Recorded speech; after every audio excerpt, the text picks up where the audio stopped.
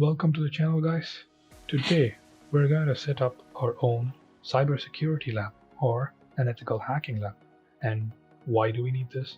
We need this to test our cybersecurity skills or hacking skills. This is a safe place to do it. So how we are going to do it is we're going to be using metasploitable 2. So what is metasploitable 2? Metasploitable 2 is an intentionally vulnerable virtual machine or an operating system. Like operating system in the sense you cannot install it in your system, you can only use it as a virtual machine. But why do we use this? Is that it's much easier. You need to download it from the link. I'll be providing the links below. So let's just download it to the documents folder or the downloads. Saving it in downloads, it's nearly done. And how we're going to install it is we'll be opening VMware. That's our virtual machine. That's our hypervisor, sorry. Then we go to the home. Let's just check if it's done. Yes, it's done. Let's see it. Let's extract it. Keep it in downloads itself, no problem with that. You could place it anywhere you want. So once the extraction is done, what we'll be doing, as we see it's in the downloads inside Metasploitable Linux.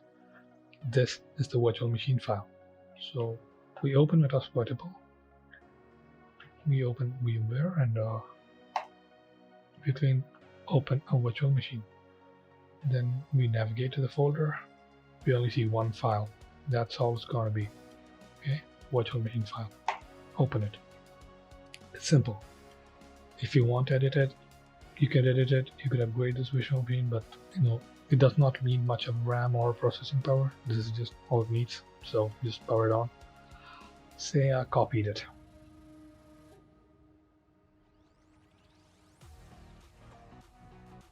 So what is this? So what we're going to do today is we already downloaded it. That's not much process of installing it. Now we are starting it, then we should be logging into it. You see the login details are just on this page, msfadmin/msfadmin. To get started, let's give msfadmin login password msfadmin. So now we're in. We're at the msfadmin at Metasploitable. So what are we going to do here? So let's start our Kali Linux virtual machine that we installed in the previous video.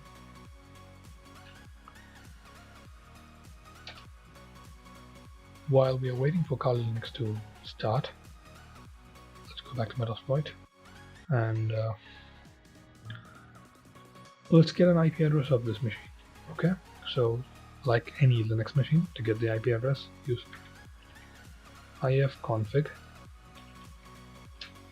That'll give us the IP address. So the IP address is 192.168.157.131. Let's just remember that. Let's see if our Kali machine is on. Yes, it's on. Log in with your username and password. Let's open the terminal. Well, what should we do? Let's ping. I think this is our IP address. Yes, that is our IP address from Metasploit. Let's ping it. So yes, it's active. We're getting a response. So let's just do some nmap on it, okay? A simple nmap. 192.168.157.131. Let's just give that. These are the open ports. You see, the main thing about Metasploit is that it does all these ports always open. These are unsecured. So if you want to try an SSH, do that. Let's just go for a more detailed view. Nmap. Let's just get more data from nmap in the Metasploitable.